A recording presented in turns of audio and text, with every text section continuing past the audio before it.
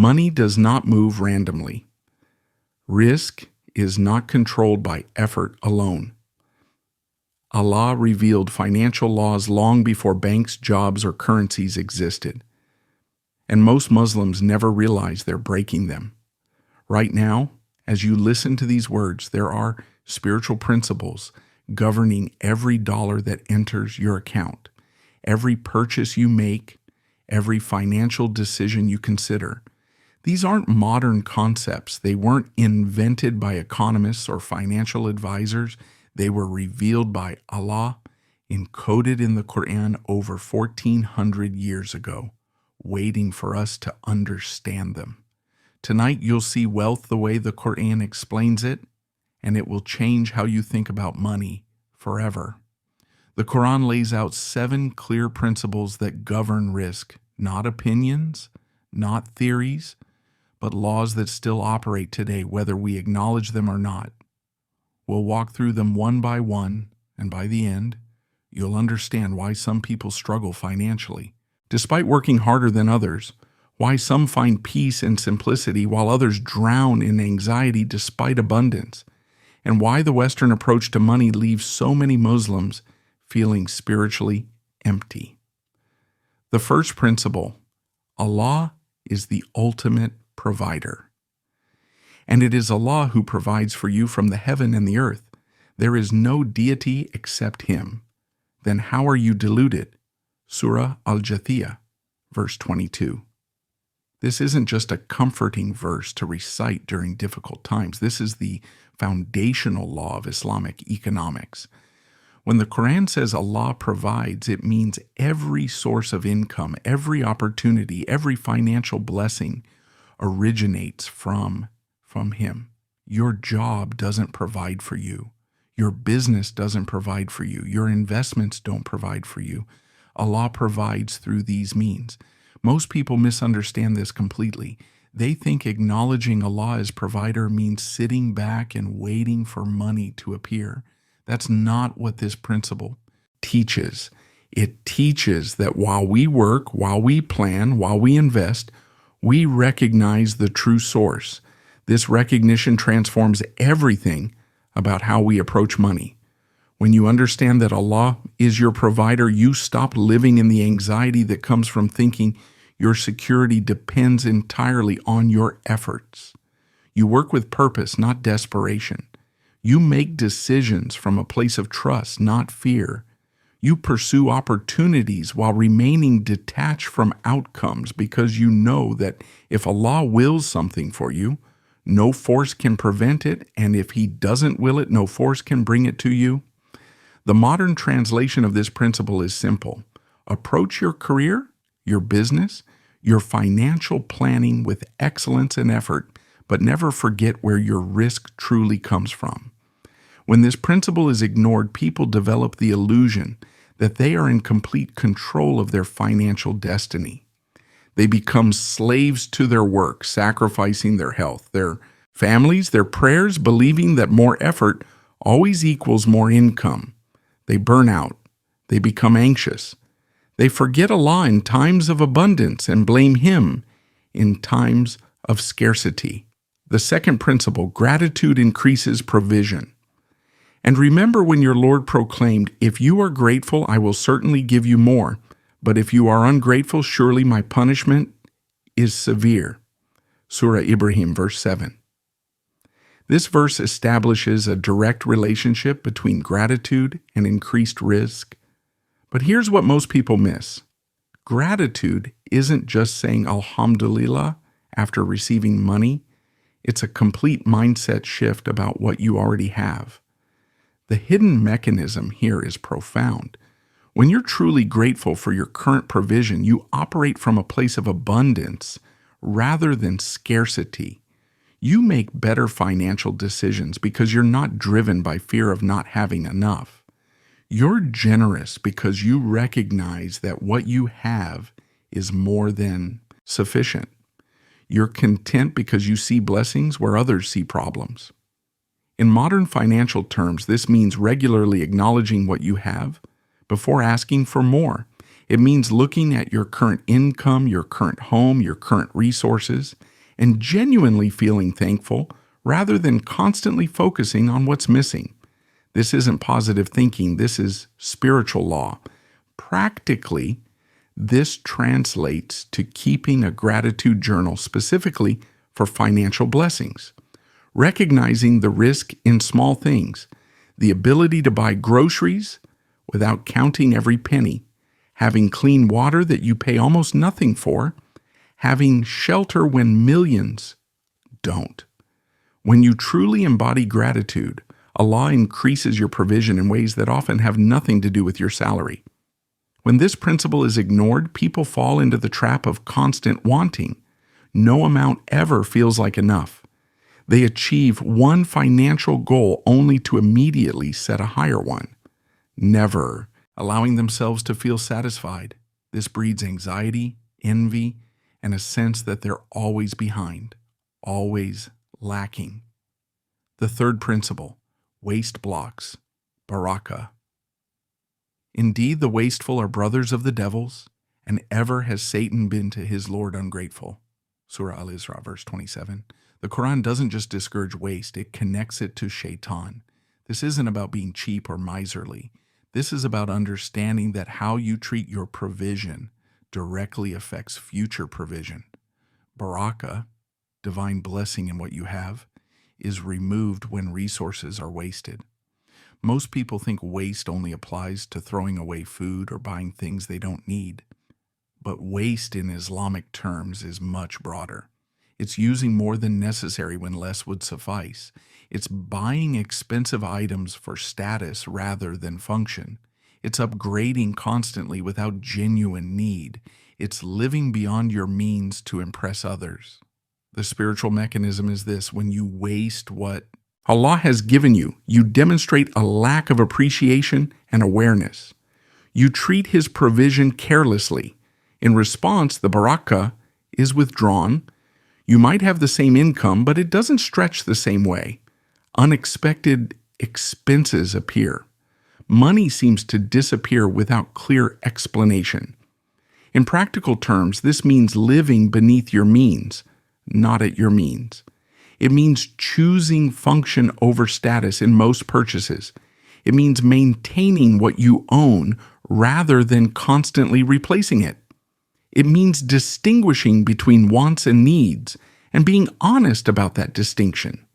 When this principle is violated, people find themselves earning more but somehow having less. They upgrade their lifestyle with every raise, never building genuine wealth. They chase expensive items thinking they'll bring satisfaction, only to find themselves wanting the next upgrade. Their money lacks barakah, and no amount seems sufficient. The fourth principle, seeking the halal brings divine protection. O you who believe, eat of the good things that we have provided for you, and be grateful to Allah if it is Him you worship. Surah Al-Baqarah, verse 172. This verse, while specifically about food, establishes a broader principle about seeking what is halal and pure in all provision. When you commit to earning and spending only through halal means, Allah protects your wealth in ways that go beyond human understanding. The hidden truth here is that haram income carries spiritual consequences that affect not just your akhirah, but your dunya as well. Money earned through interest, gambling, fraud, or exploitation might seem profitable initially, but it lacks barakah. It creates problems, losses, and instability that often exceed the original benefit. Many Muslims don't realize they're engaging with haram financial practices, taking out interest-based loans for purchases they could save for, investing in companies that deal primarily in alcohol, gambling, or other prohibited industries, working in roles that require them to promote or facilitate haram activities. These choices might seem financially beneficial, but they block the very blessings they're seeking. In modern application, this means researching your investments to ensure they're Sharia compliant. It means avoiding jobs that require you to compromise your Islamic values, even if they pay more. It means choosing halal financing options, even when conventional options seem easier. It means being patient and saving for purchases rather than taking interest-based loans. The protection that comes from this commitment is real. People who strictly observe halal in their financial dealings often report unexpected blessings, opportunities that appear at the right time, protection from financial disasters, stability even in economic uncertainty. When this principle is ignored, money becomes a source of anxiety rather than security. There's always an underlying unease, a sense that something isn't right. Financial problems seem to follow financial problems, and peace of mind remains elusive regardless of income level. The fifth principle, patience creates sustainable wealth. And give good tidings to the patient, who, when disaster strikes them, say, "Indeed we belong to Allah, and indeed to Him we will return." Surah Al-Baqarah, verses 155, 156. Patience in Islamic wealth building isn't just waiting for money to come. It's the discipline to build wealth gradually, sustainably, without cutting corners or chasing quick gains. The Qur'an consistently presents patience as the character trait that leads to the greatest rewards. Most people struggle financially because they want everything now. They take on debt to have today what they could afford tomorrow. They invest in risky schemes promising quick returns. They change jobs frequently chasing higher salaries without considering long-term growth. This impatience actually slows down wealth building and creates instability. The spiritual wisdom here is profound. When you demonstrate patience in your financial life, you show trust in Allah's timing. You prove that you're willing to delay gratification for greater benefit. Allah responds to this trust by creating opportunities and blessings that couldn't be rushed. Practically, this means building an emergency fund slowly rather than taking on debt for unexpected expenses. It means investing consistently in stable, long-term vehicles rather than gambling on volatile options. It means staying in jobs that align with your values and offer growth rather than jumping to every higher offer. It means saving for major purchases rather than financing them. The wealth that comes from patience has barakah. It grows steadily. It provides genuine security, and it brings peace rather than stress. You build not just money but character, not just income but independence. When patience is abandoned, people create cycles of financial instability. They borrow to solve short-term problems, creating long-term burdens. They chase trends and lose money on speculative investments. They never allow compound growth to work because they're always withdrawing or redirecting their resources.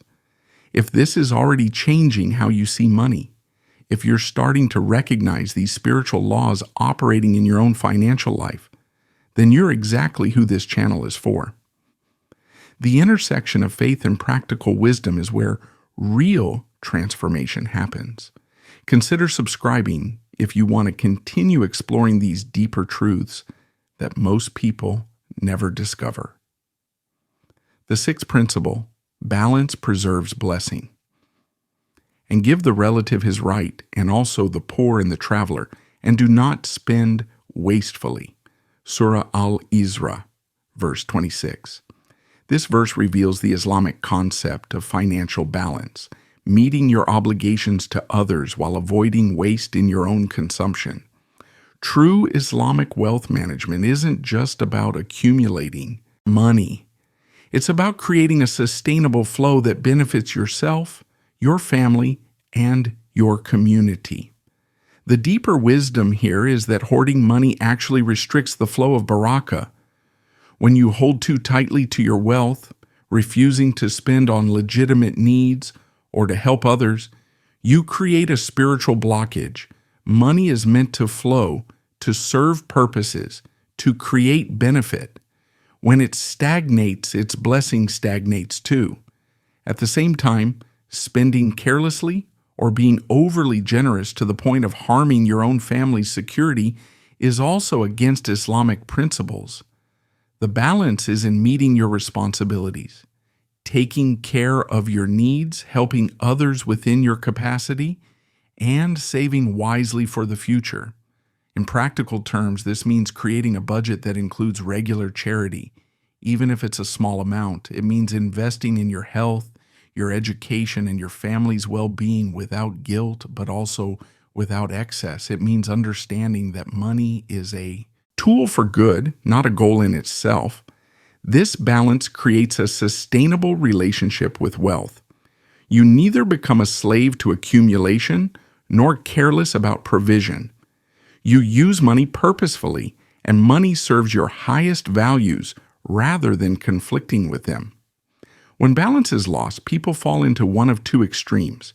Either they become so focused on saving that they never enjoy their provision or help others, or they become so generous or careless that they create financial instability for themselves and their families. Both extremes block the flow of barakah and create anxiety. The seventh principle, Tawakkul, transforms everything. And whoever relies upon Allah, then He is sufficient for him. Indeed, Allah will accomplish His purpose. Allah has already set for everything a decreed extent. Surah At-Talaq, verse 3. This is the master principle that transforms all the others. Tawakkul, relying on Allah after taking proper action, is what gives you true financial freedom, not freedom from needing money, but freedom from being controlled by money. When you truly embody tawakkul in your financial life, you work with excellence but without anxiety. You plan without obsessing. You save without hoarding. You spend without guilt. You give without fear. You face financial challenges without panic and financial blessings without arrogance. Most people misunderstand tawakkul as passivity, but it's actually the opposite. It's taking all the right actions while remaining internally detached from outcomes. It's recognizing that you control your choices but not your results. It's finding peace in the knowledge that Allah's plan for you is better than your own plan for yourself. This principle reframes wealth entirely. Instead of seeing money as security, you see Allah as security. Instead of seeing financial problems as disasters, you see them as tests or redirections. Instead of seeing financial blessings as your achievement, you see them as Allah's favor to be used wisely.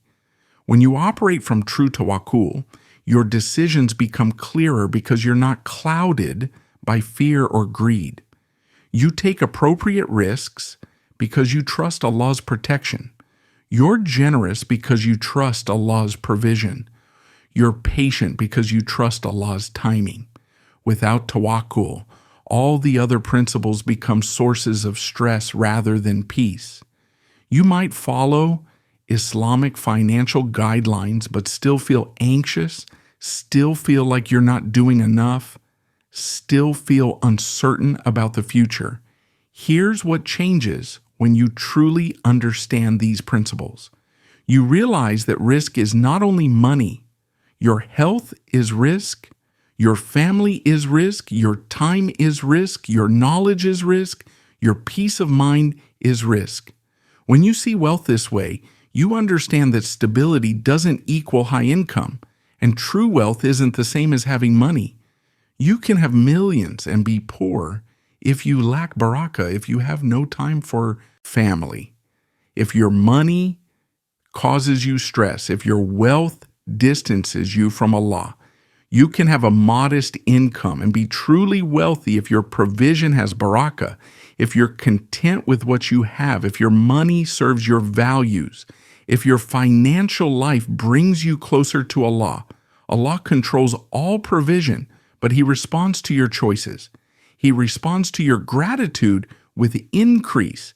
He responds to your waste by withdrawing Barakah. He responds to your patience with sustainable blessings. He responds to your trust with protection and guidance. If you're struggling financially right now, understand that struggle doesn't equal failure. Allah tests those He loves, and financial difficulty is often a purification, a redirection, or preparation for something better.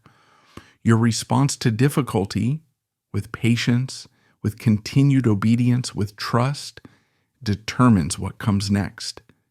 If you're blessed with abundance right now, understand that wealth is a test just as much as poverty is.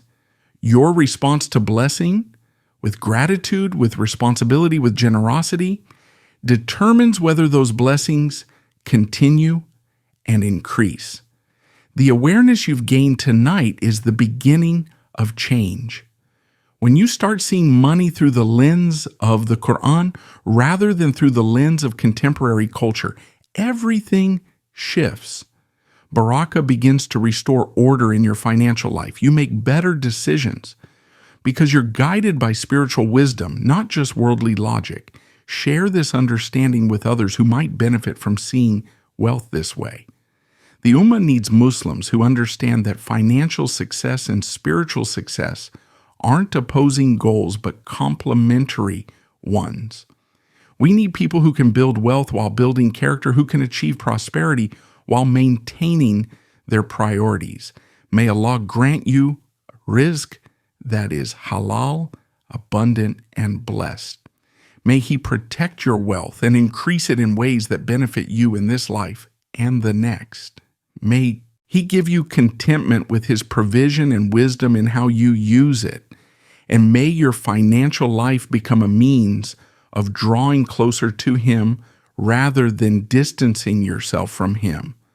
The path to Islamic wealth is the path to genuine peace. When you align your money with your values, when you trust Allah's plan, when you follow His guidance in all your financial affairs, you discover something the world desperately seeks but rarely finds: true security, real contentment, and lasting blessing.